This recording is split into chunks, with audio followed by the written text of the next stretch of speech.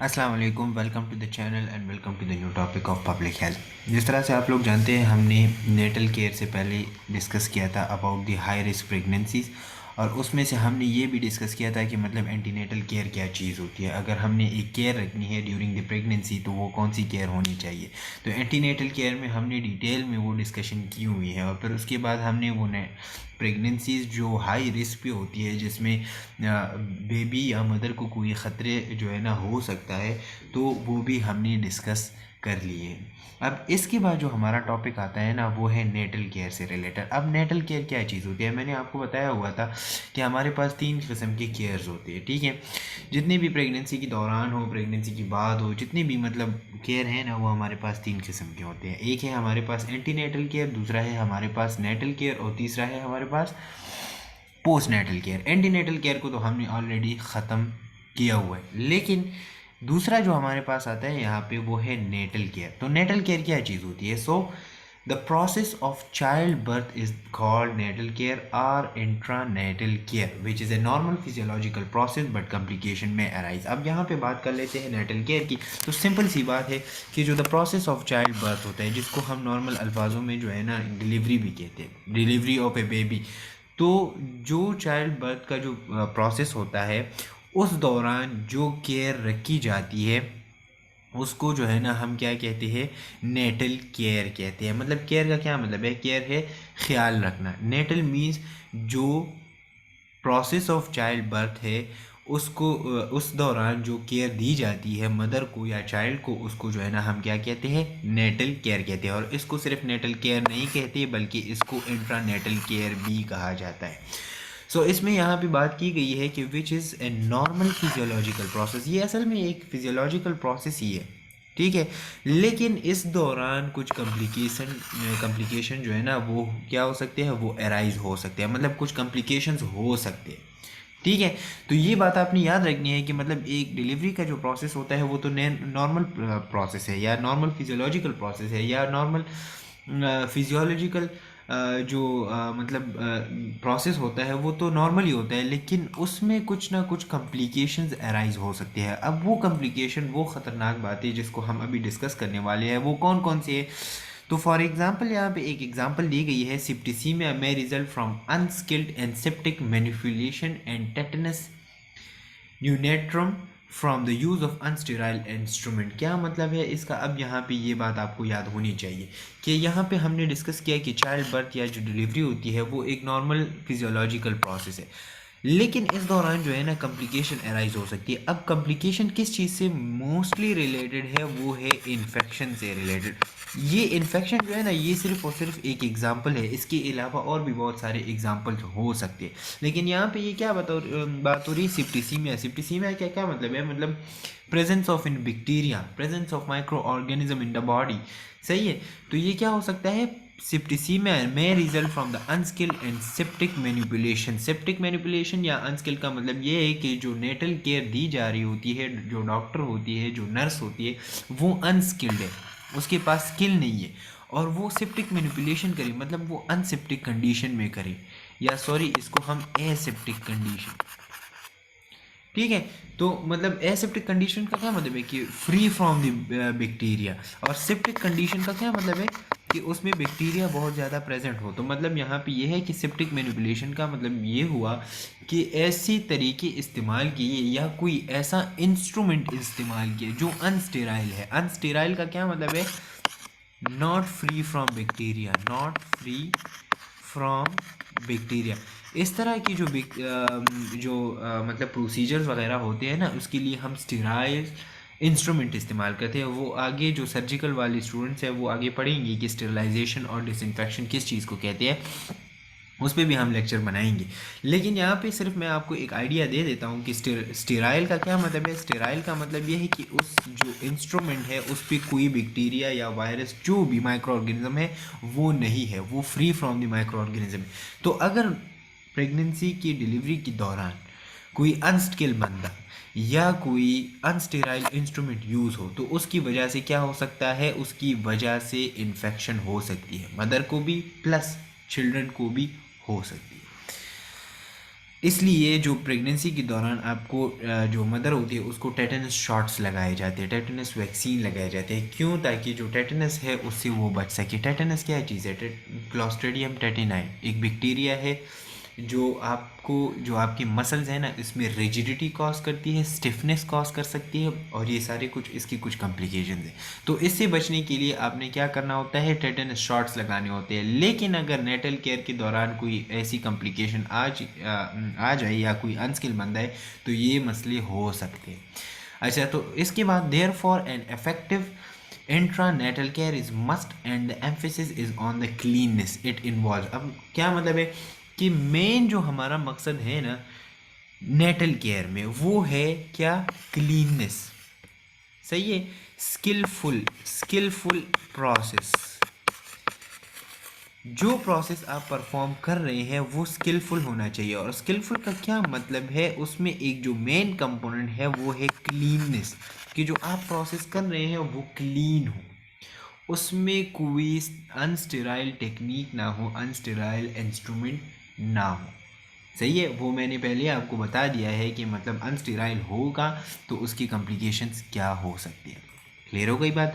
तो अब यहाँ पे क्लीननेस की बात आ गई है, तो इसमें क्या हमारे पास इंपॉर्टेंट है कि clean hands and finger nails. सही है। जो मतलब आपके हाथ है वो साफ़ होने चाहिए, और जो फिंगर नेल्स है वो भी साफ़ होने चाहिए। अब यहाँ पे अगर हम बात करें तो मोस्ट ऑफ द डिलीवरीज या मोस्ट ऑफ द केयर जो है ना वो कौन दे रहा होता है? वो एक लेडी होती है। सही है।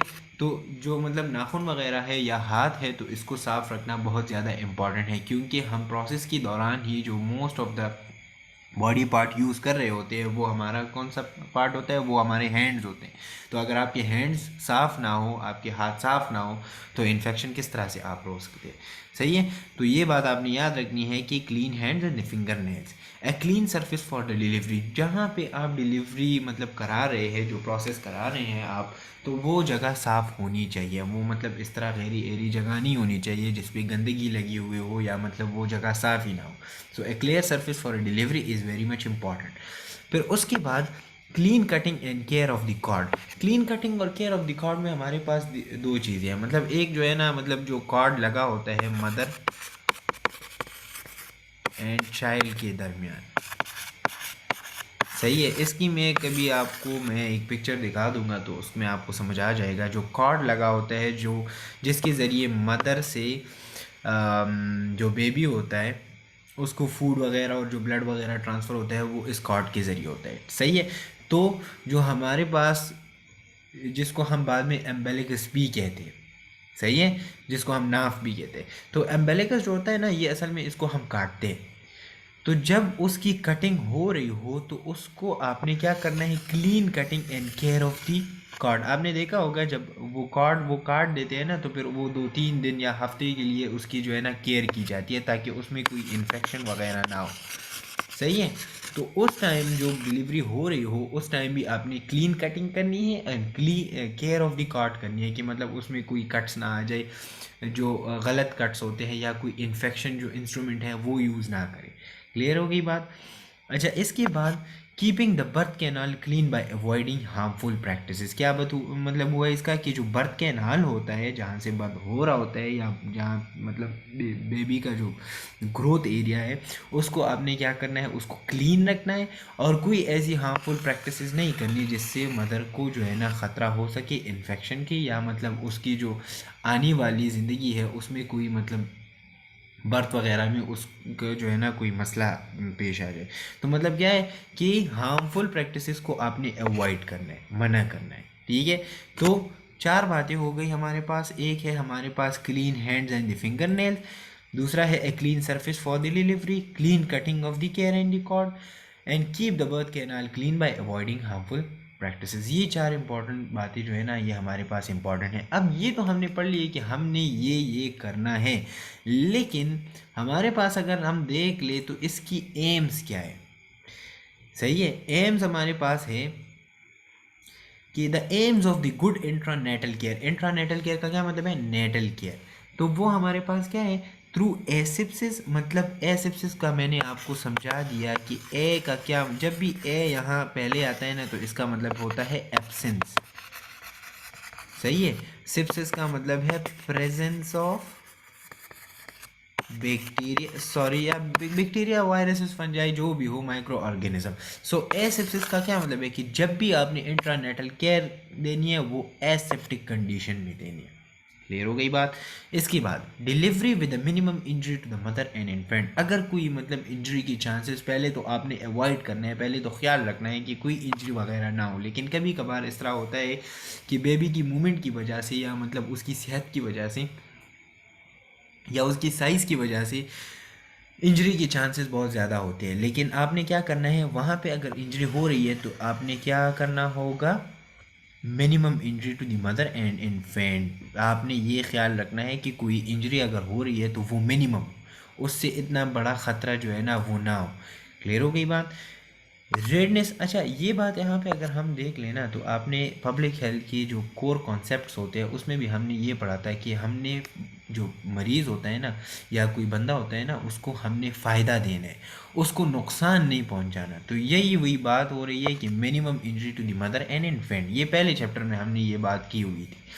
अच्छा, readiness to deal with a postnatal complication. अब पोस्ट नेटल क्या मतलब, ये आपको पता होना चाहिए कि मतलब जब डिलीवरी हो जाए तो फिर उसके बाद जो है ना कौन कौन से ऐसे कॉम्प्लिकेशंस आ सकते हैं, तो उसके लिए भी आपने तैयार रहना है। अगर आप नेटल केयर अच्छी तरह से परफॉर्म करेंगे तो पोस्ट नेटल केयर कॉम्प्लिकेशन के चांसेस बहुत कम हो सकते हैं। मतलब नेटल केयर आपने अच्छा किया, कोई इंजरी नहीं आई, कोई मतलब इस तरह की कॉम्प्लिकेशन नहीं आई, तो मतलब जो पोस्ट नेटल है, जो डिलीवरी की बाद का जो टाइम होता है उसमें कॉम्प्लिकेशन के चांसेस बहुत कम हो जाते हैं। तो मतलब यही एम है हमारा कि पोस्ट नेटल कॉम्प्लिकेशन को हम किस तरह से कम करें, कि नेटल केयर को हम इम्प्रूव करें। अच्छा, फिर उसके बाद care of the baby at the delivery. अब care of the baby of the delivery जो है ना, ये अलग सा एक टॉपिक है कि हम care of the baby eight delivery किस तरह से करते हैं। वो तो खैर एक डिलीवरी का एक प्रोसेस है, लेकिन हमारा मेन यहाँ पे मकसद ये है कि आपने अगर नेटल केयर देनी होती है तो नेटल केयर में आपने 3-4 बातें याद रखनी है। एक तो क्लीन सरफेस होना चाहिए, एसेप्टिक कंडीशन होना चाहिए। फिर दूसरा आपने ख्याल ये रखना है कि मदर एंड इन्फेंट की जो ज़िंदगी है या कोई आने वाली लाइफ है उसमें ऐसी कोई कॉम्प्लिकेशन ना आ जाए कि वो बर्थ जो है ना वो या तो वो स्टेराइल हो जाए या मतलब इसके अलावा आगे उसकी जो है ना बच्चे ना हो। तो इस तरह की कॉम्प्लिकेशन से जो है ना आपने बच के रहना है। सही हो गई बात। और मोस्ट ऑफ द इम्पॉर्टेंट जो बात यहाँ पे है वो है care of the baby at the delivery. Delivery के दौरान आपने केयर ऑफ़ द बेबी करना होता है। क्लियर। तो ये हमारे पास क्या हो गया, ये नेटल केयर हो गया। अब इसके अलावा हमारे पास कुछ और केयर भी है, हम इसके साथ ही पढ़ेंगे, जिसको हम जो है ना डोमिसिलरी केयर कहते हैं, institutional care and rooming in. ये हम इस जो नेटल केयर है इसके साथ ही पढ़ लेते हैं। क्लियर। अच्छा, डोमिसिलरी केयर किस चीज़ को कहते हैं? डोमिसिलरी का क्या मतलब है, जो मतलब the health workers female are trained they may conduct delivery at home of mother with a normal obstetric history provided the home condition are satisfactory।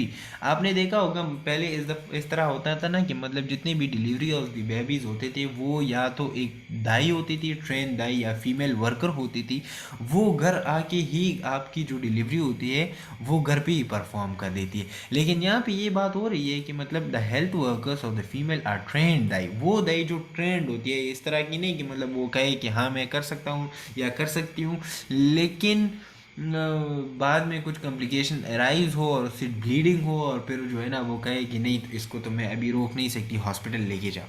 तो इस तरह की नहीं, ट्रेंड दाई हो, ठीक है। और डिलीवरी के दौरान जो है ना वो डिलीवरी कहाँ पे हो, होम भी परफॉर्म हो। लेकिन इसके लिए इम्पॉर्टेंट क्या है कि नॉर्मल ऑब्स्टेटिक हिस्ट्री का होना बहुत ज़रूरी है, कि जो आपका जो डिलीवरी प्रोसेस है वो नॉर्मल है, कोई सीज़ेरियन के चांसेस नहीं है, कोई और कॉम्प्लिकेशन नहीं है। तो इसलिए फिर जो है ना हम ये वाली कंडीशन यूज़ कर सकते हैं, लेकिन ये जो है ना आजकल बहुत कम ही यूज़ होता है। अच्छा, इसको हम क्या कहते हैं, it is called domiciliary midwifery services. Simple इसका जो मतलब है, सिंपल इसका मतलब ये है कि वो केयर ऑफ़ द डिलीवरी या वो डिलीवरी प्रोसेस जो घर पे ही परफॉर्म हो, और वो कौन परफॉर्म करे, या तो वो फीमेल वर्कर परफॉर्म करे जो ट्रेंड होती है, या कोई दाई जो है ना उसको परफॉर्म करे, इसको हम डोमिसिलरी केयर कहते हैं। अच्छा, the following advantages of the domiciliary midwifery services are. अब इसकी एडवांटेजेस क्या हो सकती है? So the delivery in a familiar surroundings और लेस फेयर। अब इसको एक बार पढ़ लेते हैं, फिर मैं आपको समझा देता हूँ। No chance of the cross infection, keep watch on children and domestic affairs. अब यहाँ पे बात हो रही है पहली वाली की, जो delivery in a familiar surroundings है। आपने, अगर आपको याद होगा, हमने एंटीनेटल केयर में बात की थी एंजाइटी और डिप्रेशन के बारे में, कि जो मदर होती है उसको एंजाइटी होती है कि मतलब ये किस तरह का प्रोसेस होगा, या अगर कोई प्रोसेस है तो मतलब उसने सुना भी होता है कि ये बहुत पेनफुल है, तो उसकी वजह से भी वो टेंशन और एंजाइटी में चली जाती है। और जब वो एक नई सराउंडिंग्स में जाती है, मतलब हॉस्पिटल चली जाती है, तो हॉस्पिटल का एक अलग सा प्रेशर होता है। क्लियर? तो वो प्रेशर्स, वो जो पेनफुल कंडीशंस, जो एंजाइटी होती है, वो और भी मदर की जो कंडीशन है वो वर्सन कर सकती है। लेकिन यहाँ पे जो मतलब डोमिसिलरी केयर आप प्रोवाइड कर रहे हैं, जो होम में आप प्रोवाइड कर रहे हैं, तो वो जो एरिया होती है वो फेमिलियर होती है। फेमिलियर का मतलब ये है कि वहाँ पे सारे मौजूद होते हैं, जो एरिया होती है उसमें उन्होंने वक्त गुजारा होता है, वो अपना घर ही होता है, तो मतलब इतना फेयर वगैरह नहीं होता कंपेयर टू दी हॉस्पिटल। तो ये फ़ायदा है। क्लियर हो गई बात? दूसरी बात यहाँ पे क्या है कि no chance of the cross infection. Cross infection का क्या मतलब है कि अगर आप हॉस्पिटल जाएंगे, वहाँ पे कोई और डिलीवरी हो गई है, उसको कोई HIV था, या मतलब कोई इस तरह का कोई दूसरा जो है ना इन्फेक्शन था, और नॉन स्टीराइल कंडीशन में, या कोई मतलब सेप्टिक कंडीशन में आपकी जो है ना वो डिलीवरी परफॉर्म हुई, सही है, तो उससे क्रॉस इन्फेक्शन। क्रॉस इन्फेक्शन का मतलब ये है कि एक बंदे से इन्फेक्शन दूसरे बंदे में ट्रांसफ़र हो, तो इसको हम क्रॉस इन्फेक्शन। मिसाल के तौर पर इसको जो है ना टेटनस था और इस वाले को नहीं था, लेकिन इसकी वजह से इसको भी ट्रांसफ़र हो गए, तो इसको हम क्रॉस इन्फेक्शन कहते हैं। तो घर में क्रॉस इन्फेक्शन के चांसेस होते नहीं है, क्योंकि वहाँ पे तो मरीज़ नहीं होते ना, लेकिन हॉस्पिटल में तो बहुत सारे मरीज़ होते हैं, तो एक मरीज़ से दूसरे मरीज़ को वो बीमारी लग सकती है। इसलिए ये बात हो रही थी कि हमने नेटल केयर में क्या करना है, cleanness. Cleanness is the main important and the most important part of the natal care. Clear हो गई बात? अच्छा, इसके बाद है keep watch on the children and domestic affairs. Domestic affairs का मतलब ये है कि मतलब वहाँ पे सारा जो है ना उसकी जो फैमिली होती है वो भी प्रेजेंट होती है, तो उसको हौसला होता है। और keep watch on the children जो मतलब इस तरह के होते हैं कि मतलब अगर एक फैमिली है, वो उसके घर में ऐसा मतलब कोई है नहीं, तो वो जो है ना चिल्ड्रन की जो मतलब हॉस्पिटल चली जाए, और जो चिल्ड्रन वगैरह होते हैं तो उसके साथ तो वो हॉस्पिटल नहीं जा सकती ना, तो उसकी भी फ़िक्र रहती है कि मतलब मेरे बच्चे कहाँ पे होंगे, या मतलब जो हमारी फैमिली है वो किधर होगी, तो उसकी भी फ़िक्र रहती है मदर को। तो उस वजह से अगर जो डिलीवरी है वो घर पे ही परफॉर्म हो, तो बंदा इस सुकून में होता है कि अच्छा मैं घर में ही हूँ, तो इस तरह के कोई मतलब वो नहीं हो सकती। तो ये तीन बातें आपने याद रखनी है। ये एडवांटेजेस हो सकते हैं, लेकिन इसके कुछ डिसएडवांटेजेस भी है। अब आपको लग रहा होगा कि मतलब हम हॉस्पिटल डिलीवरी के लिए क्यों जाते। अब ये सारा कुछ तो घर पे भी हो सकता है, लेकिन अगर आप प्रैक्टिकल वर्क में जाएँ ना, प्रैक्टिकल लाइफ में जाएँ, तो आप बहुत सारे कॉम्प्लिकेशन देखेंगे जो मसला करती है हॉस्पिटल ना जाने की वजह से। क्लियर हो गई बात? तो वो अभी हम डिसएडवांटेजेस में क्लियर कर लेंगे कि disadvantages of the domiciliary midwifery services are. हमारे पास का क्या क्या डिसएडवांटेजेस हो सकते हैं। So the less medical and nursing supervision. ना तो कोई लेस मेडिकल सुपरविजन होता है, ना कोई नर्सिंग सुपरविजन होता है, क्योंकि अगर आप हॉस्पिटल में जाएंगे तो वहाँ पे तो डॉक्टर तो प्रेजेंट होती है ना, लेकिन यहाँ पे अगर आप डोमिसिलरी केयर की बात करें तो या तो वो वर्कर फीमेल होती है, या वो ट्रेंड दाई होती है। तो मतलब वो ट्रेंड होती है, लेकिन इतनी ट्रेंड नहीं होती जितनी वो डॉक्टर होती है। क्लियर हो गई बात? तो मेडिकल अटेंशन और नर्सिंग सुपरविजन बहुत कम होता है। दूसरी बात है लेस रेस्ट। तीसरी बात है नेग्लिजेंस इन द डाइट। और चौथा है soon involvement in the domestic duties. मतलब क्या है कि अगर हम यहाँ पे बात करें, हॉस्पिटल में डिलीवरी हो तो वो आपको रेस्ट एडवाइस कर देते हैं कि आपने इतने दिन रेस्ट लेना है। क्लियर? अगर आपको मतलब एडमिट करा देते हैं तो वो आपको कहती है कि आपने 1 हफ्ते या 2 दिन या 3 दिन आपने यहाँ से उठना नहीं है। एक बात। दूसरी बात नेग्लिजेंस इन द डाइट। मतलब डाइट तो ख़राब हो चुकी होती है ना, तो उस डाइट को फिर मेंटेन रखने के लिए, उसको नॉर्मल कंडीशन में लाने के लिए फिर जो है ना एक टाइम लगता है। सही है? तो घर वाले जो जितनी भी मतलब केयर्स होते हैं उसमें ये मसला होता है कि एक तो रेस्ट कम होता है, क्योंकि इंसान जो है ना वो डोमेस्टिक एक्टिविटीज़ में फिर से जो है ना इन्वॉल्व हो गया होता है। और आपने देखा होगा मतलब हमारे घर वाले जो होते हैं जितनी भी ख़वातीन हैं तो वो डोमेस्टिक ड्यूटीज़ में लग जाती हैं, मतलब बच्चों के खाना बनाने में या इसके अलावा स्कूल भेजने में या कपड़े धोने में। तो ये सारा हमारा जो है ना यहाँ पे होता है, ये आप देख रहे होते हैं। लेकिन ये असल में गलत है, क्योंकि अगर एक स्पेसिफ़िक टाइम है डिलीवरी के बाद, उस स्पेसिफ़िक टाइम में अगर आप काम करेंगे तो एक तो आपकी जो है ना मतलब बहुत सारी कॉम्प्लिकेशंस हो सकती है। क्लियर है बात? तो ये disadvantages of the domiciliary midwifery care हो सकती है। अच्छा, इसके बाद अच्छा अब हमने दो चीज़ें डिस्कस की है, एक है हमारे पास डोमिसिलरी केयर, दूसरा है हमारे पास इंस्टीट्यूशनल केयर। अच्छा, अब इंस्टीट्यूशनल केयर क्या है कि it is recommended for all high risk cases and where home conditions are unsatisfactory for delivery. About 1% of delivery tends to be abnormal and 4% are difficult, requiring the services of a doctor. Institutional care का क्या मतलब है?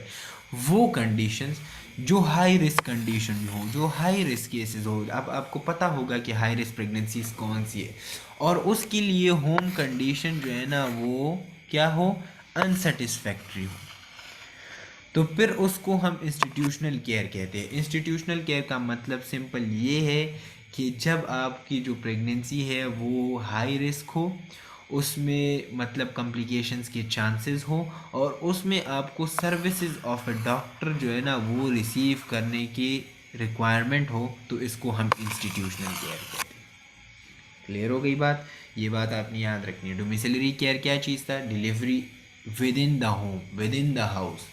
And institutional care जिसके लिए home delivery जो है ना वो क्या होती है, वो अनसेटिस्फैक्ट्री होती है और उसमें डॉक्टर के सर्विसेज रिक्वायर्ड होते हैं, इसको हम इंस्टीट्यूशनल केयर कहते हैं।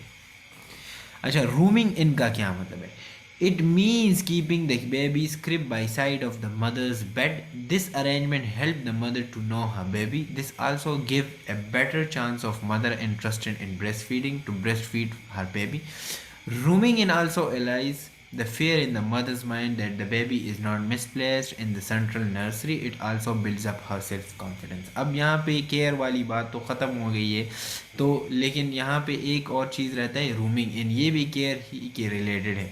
यहाँ पे हमने बात की, मैं आपको थोड़ा सा वो रिवाइज़ कर देता हूँ ताकि आप कंफ्यूज ना हो।